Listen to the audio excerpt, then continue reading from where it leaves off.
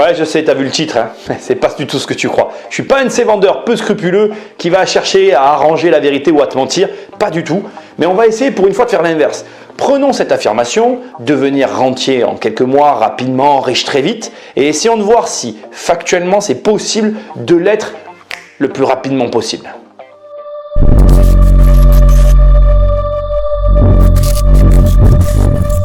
Ok, donc c'est parti, rentrons direct dans le vif du sujet et définissons tout de suite ce qu'est un rentier. Un rentier, c'est une personne qui tire revenu de ses investissements. Et je vais être très clair avec toi, je ne me suis absolument pas pris la tête, c'est du Google cette définition. Le problème que j'ai avec cette définition, c'est qu'elle ne me convient pas. Je ne dis pas que c'est faux, je dis juste qu'il manque trop d'éléments pour que je sois complètement d'accord avec cette simple phrase. Donc ce qu'on va faire tout de suite, eh bien on va redéfinir, je vais redéfinir ce qu'est un rentier. Allez, viens, suis-moi. Allez, écoute bien, c'est important. On va tout simplement définir ce qu'est un rentier. Pour ça, je vais prendre 4 cas très différents et on en parle dans un instant. Premier cas, on va prendre une personne qui gagne 1 500 € par mois, donc ça c'est son salaire, et qui touche 3 000 € de rente. Ok? Deuxième cas, on va prendre une personne qui gagne 1 000 € par mois de rente et qui a choisi de vivre dans un pays où la monnaie est plus faible que son niveau de rente actuel, par exemple les Costa Rica, et qui du coup a choisi de ne plus jamais travailler de toute sa vie. Son montant de rente est ce qui lui permet de vivre au quotidien. Troisième cas, on a une personne qui a ses frais de vie couverts. Donc par exemple, on va imaginer qu'il y a un loyer à 700 €, qui a tout ce qu'on peut imaginer. Donc 1 000 €, je pars sur un loyer de 700 €, donc j'écris juste le détail, hein. 700 € plus les charges, d'accord? Donc soit 300 €. Donc on a ce montant de frais de vie qui est couvert par une rente. Et du coup, cette personne, elle a un mi-temps, elle fait environ 20 heures et elle travaille. Et c'est son salaire, j'écris 20 heures, d'accord? Ça, c'est le petit C. Et petit D, on a une personne qui gagne 10 000 € par mois de rente et qui a choisi de créer son entreprise. Je vais écrire création. Et qui du coup dépense sur ses rentes environ 7 à 8 000 € par mois pour créer son entreprise. Ça, ce sont ses frais de création. Du coup, cette personne vit plus ou moins avec 2 000 € par mois. Alors je sais déjà ce que tu vas me dire. Nicolas, ça ne tient pas compte de la fiscalité. Très très juste. Mais ce n'est pas le propos de cette vidéo et de ce passage. Le propos ici, c'est juste que je te pose cette question. Laquelle de ces 4 personnes est pour toi la personne qui est le plus rentier? Laquelle de ces 4 personnes? Tu as déjà la réponse. Et bien, peu importe en fait. Il n'y en a aucune des 4 qui l'est ou qui ne l'est pas. Parce que rentier, c'est quelque chose de subjectif. Et il y a quand même, selon moi, et ça reste mon avis personnel, un élément qui dans tous les cas est récurrent et qui est intéressant parce que ce n'est pas le temps. Contrairement à ce que beaucoup de personnes vont croire, on pourrait dire, lui il ne travaille pas et il a du temps pour lui. Mais pour moi, ce n'est pas ça rentier. Pour moi, c'est une question de choix. Et toutes ces personnes, elles ont le choix. Elles ont le choix de changer leur vie, de déménager, de pouvoir arrêter, de pouvoir faire ce qu'elles veulent. Elles ont construit une vie autour de la possibilité d'avoir un choix. Attention, cette définition de rentier est très personnelle. Je te laisse me mettre dans les commentaires ton avis. Je te laisse aussi y réfléchir parce que rentier, c'est très subjectif. Et finalement, autant que nous sommes, nous pourrions très bien rajouter des cas ou envisager les choses sous un autre angle. Je te laisse me dire tout ça dans les commentaires. On continue. Alors, intéressant ce point de vue, hein? Et si ce n'était pas une question de temps, mais une question de choix? Je te laisse y réfléchir et j'aimerais clôturer cette partie en te précisant ceci. Il est évident que dans tous les exemples que je viens de te donner, c'est à toi de choisir celui que tu veux pour ta vie, ta future vie de rentier. Mais personne n'a tort ou raison sur cette question. Car la réalité, c'est qu'il n'y a qu'une seule façon de savoir ce qui nous convient le mieux, c'est de vivre la vie de rentier. Donc je te laisse me rejoindre dans cette vie-là. Et puis nous, on continue la vidéo.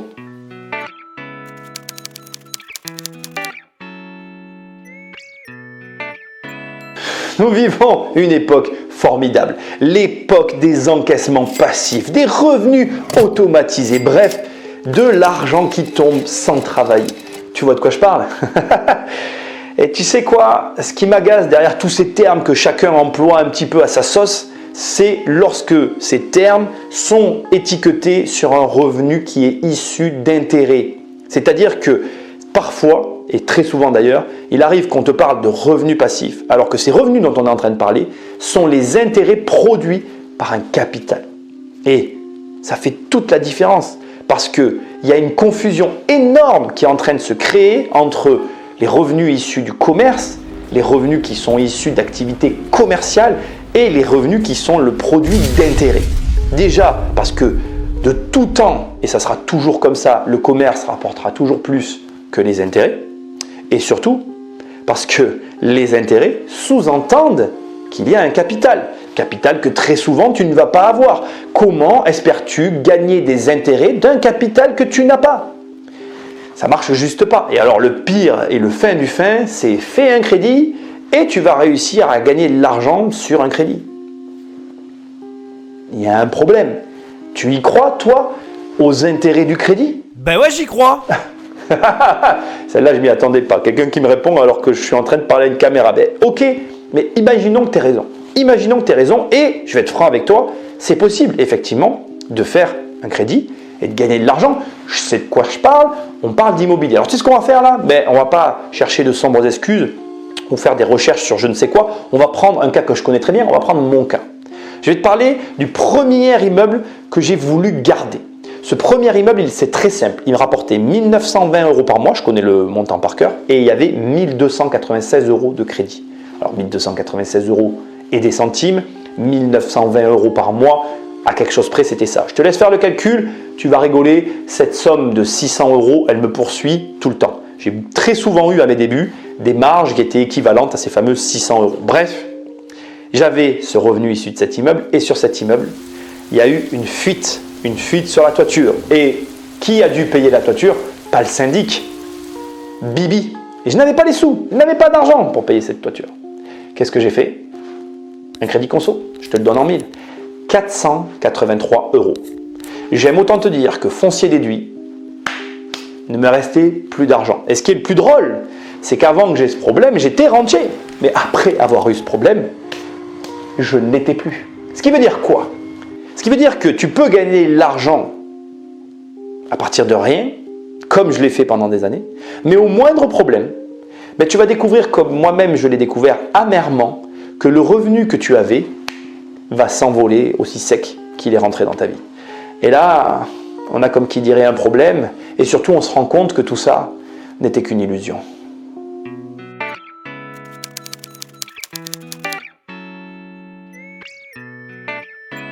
C'est très facile. Il te faut comprendre que dans toute activité, il y a toujours deux façons d'agir. Ce que j'appelle le récurrent et le coup par coup. Le récurrent, c'est un placement, comme par exemple les loyers, et le coup par coup, c'est le commerce. Maintenant, tu dois juste te demander quelles sont les activités les plus rémunératrices. Bon, par exemple, la vente d'armes, ou le trafic d'organes, ou dans le même registre, la vente de formation.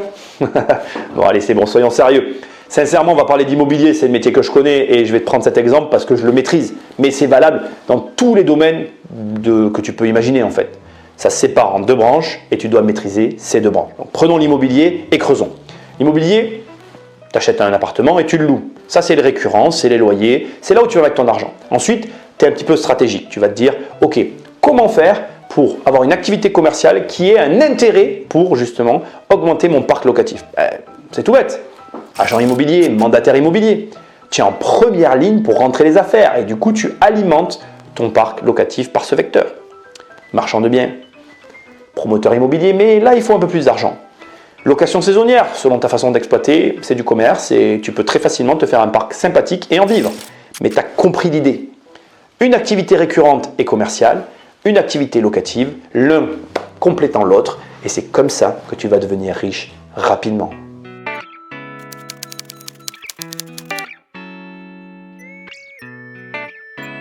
Tu veux savoir si tu peux être rentier en 3 mois? La réponse est oui.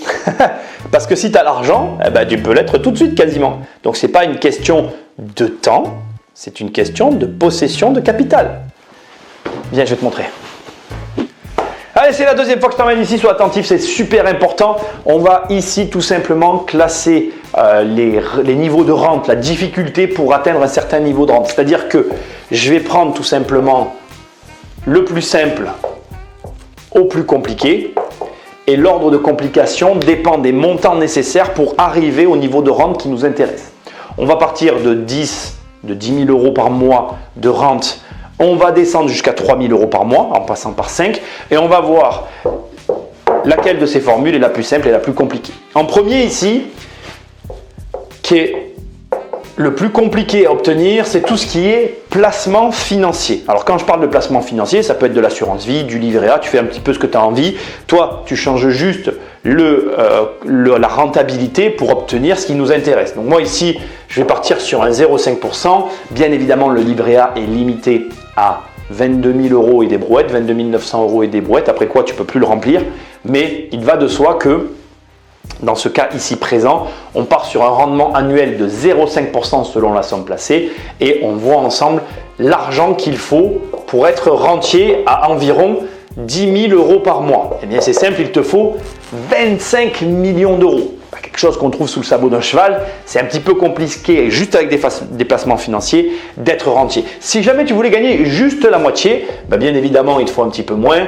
Pour avoir tes 5 000 euros par mois, il te suffit d'avoir 12 millions. Et si tu es raisonnable, avec 7,200 000 euros, 7 200 000, eh bien là tu as tes 3 000 euros par mois. Autant dire que définitivement, ici, tout ce qui est placement financier pur, sans aucune intervention humaine, eh bien il faut quand même des gros montants, c'est ce qu'il y a de plus compliqué. Mais attention, il y a un énorme avantage, c'est que là, du coup, l'argent que tu gagnes, il ne nécessite aucune intervention humaine. Du coup, la rente est relativement peu chronophage, même si ce mot n'existe pas.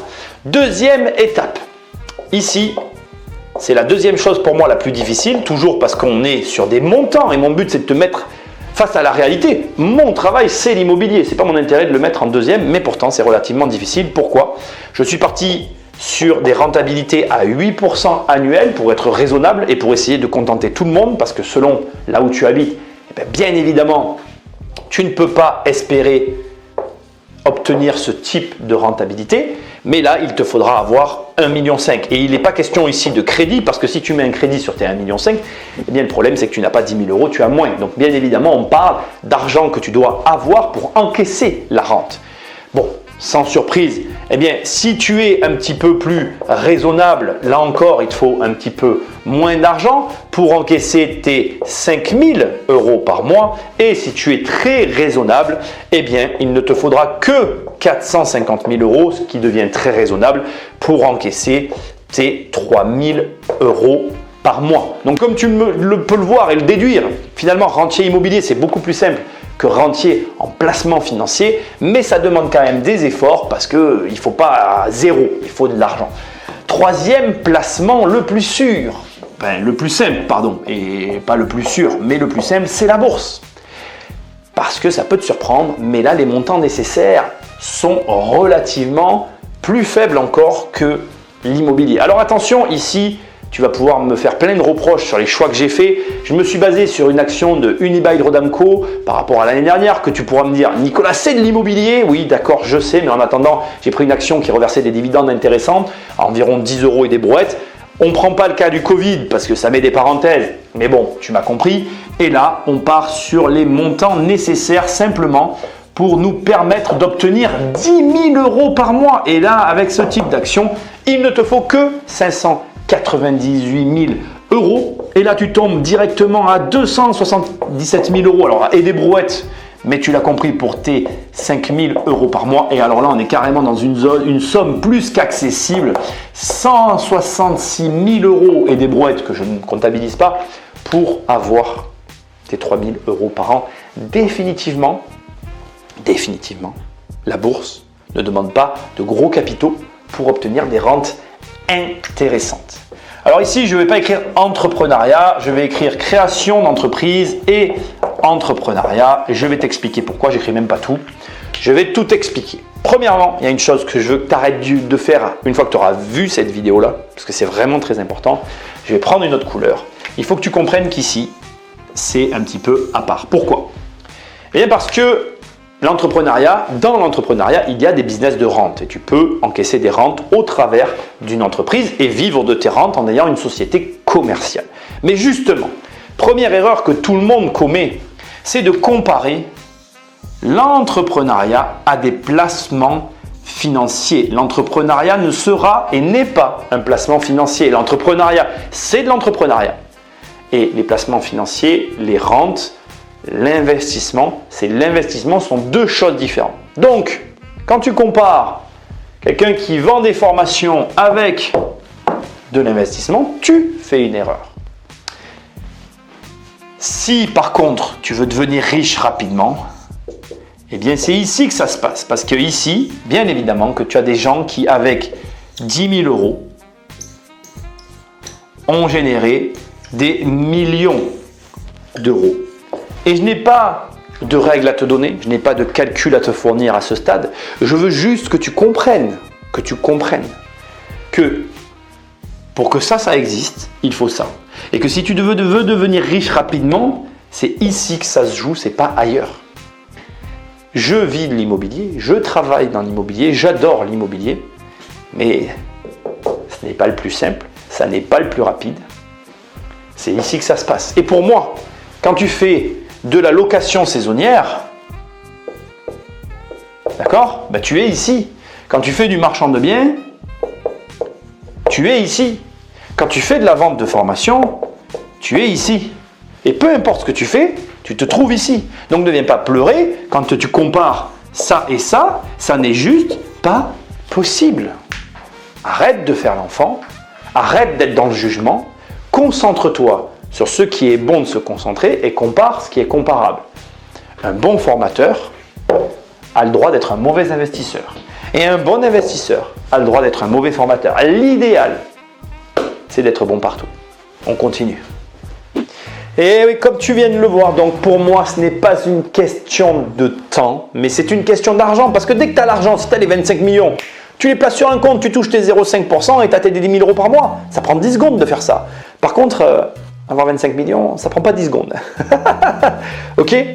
Je ne vais pas te parler des placements, je ne vais pas te parler de la bourse, je ne vais pas te parler de l'entrepreneuriat. Moi, mon métier, c'est l'immobilier. Je vais juste t'amener des précisions qui sont jamais évoquées et qui sont très importantes parce que je pense qu'elles contribuent énormément à tromper certains aspirants rentiers sur ce qu'est réellement l'immobilier et j'ai envie de le mettre au clair ici. L'immobilier a un effet pervers et il est très simple, il réside dans les montants. Dans ton quotidien, tu ne manies pas des centaines de milliers d'euros. Alors que dès que tu vas acheter un appartement, tu vas l'acheter 200, 500, 600 000 euros. Et du coup, tu as l'impression qu'il y a beaucoup d'argent en jeu parce que tu achètes quelque chose qui n'est pas dans ce que tu as l'habitude de faire au quotidien. Et ça, c'est vrai. Sauf que la particularité se situe précisément dans ce que je vais évoquer maintenant. Ces centaines de milliers d'euros que tu vas manier ne te rapporteront que des milliers d'euros. Pour commencer à gagner des dizaines de milliers d'euros, il va falloir commencer à manier des millions. Et pour commencer à gagner de l'argent, il va falloir commencer à manier des dizaines de millions d'euros en immobilier. Et c'est là toute l'illusion qui est autour de cette activité. Parce qu'on a tendance à croire que comme on manie des grosses sommes, on va avoir beaucoup d'argent. Alors que c'est pas que tu vas pas avoir beaucoup d'argent, c'est juste que tu n'es pas au bon niveau. Il faut attendre d'atteindre un certain niveau en immobilier pour commencer à gagner beaucoup d'argent. Ce que j'aimerais ajouter maintenant et qui est très important, c'est que bien évidemment, si tu as un peu d'argent ou si tu as de l'argent quand tu commences, ça peut aller très vite. Mais si tu n'as pas d'argent, ça peut par contre être beaucoup plus long.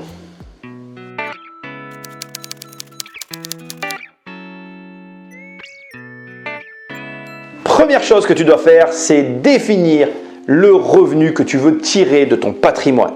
3 000, 5 000, 10 000, 20 000 euros par mois, c'est toi qui choisis, mais c'est la première chose à faire car ce montant va devenir ton objectif. Et quand on a un objectif, on agit pour l'atteindre. Les actions que tu vas mener sur ton patrimoine, surtout au début, seront 100% du temps les mêmes. Tu vas devoir vendre. Tu vas devoir vendre un bien de ton patrimoine et cet acte, ça s'appelle un arbitrage. Et les arbitrages, bien, ce sont vraiment des moments très importants et en plus, c'est vraiment un art l'arbitrage. Et ça demande une vision d'ensemble, d'avoir la connaissance globale de la situation de la personne. Et bien évidemment, tu comprends que dans ma position ici, je ne peux pas te donner de conseils personnalisés. Par contre, ce que je peux faire, c'est te donner très clairement le premier mouvement que tu vas avoir à faire sur ton patrimoine qui est ultra facile parce qu'il est très contre-intuitif. Tu vas vendre l'investissement que tu possèdes qui marche le mieux.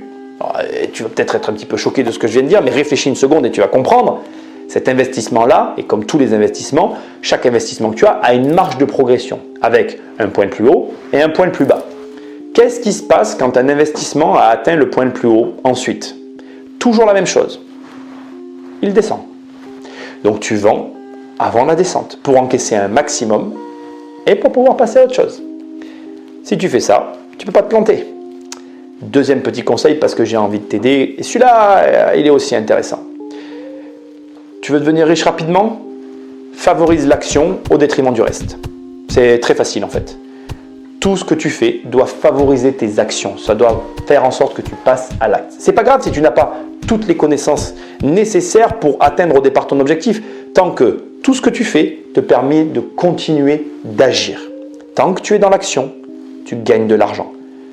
Quand il n'y a plus de mouvement, généralement, c'est que tu gagnes moins d'argent.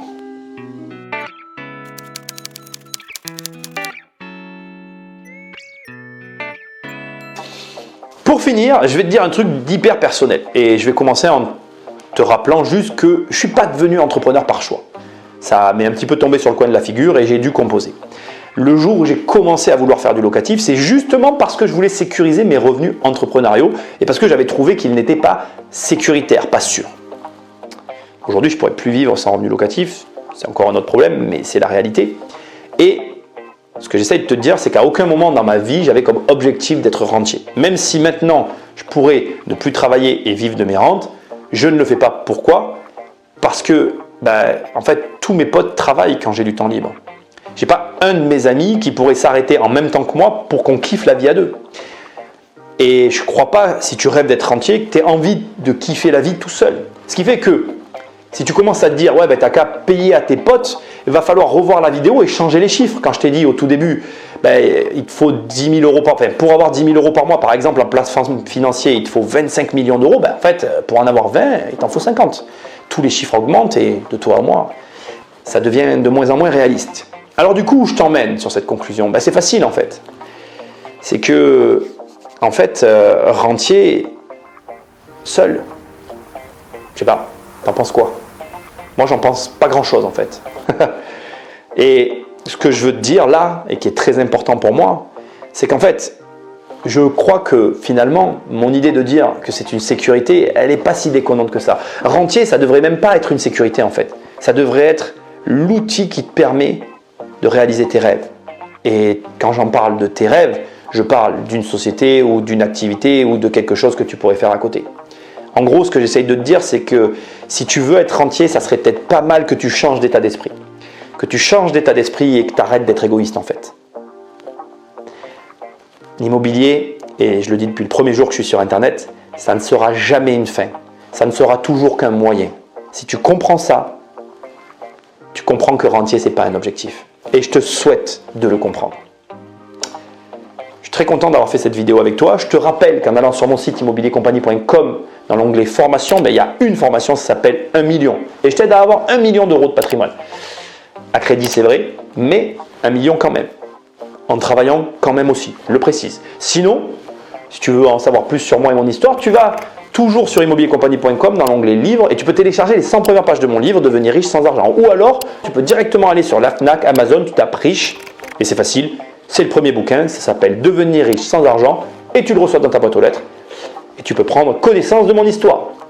Je te remercie d'avoir été présent jusque-là. Je te rappelle que tu peux m'aider en cliquant sur le bouton j'aime et puis moi je te dis à très bientôt dans une prochaine vidéo. Salut!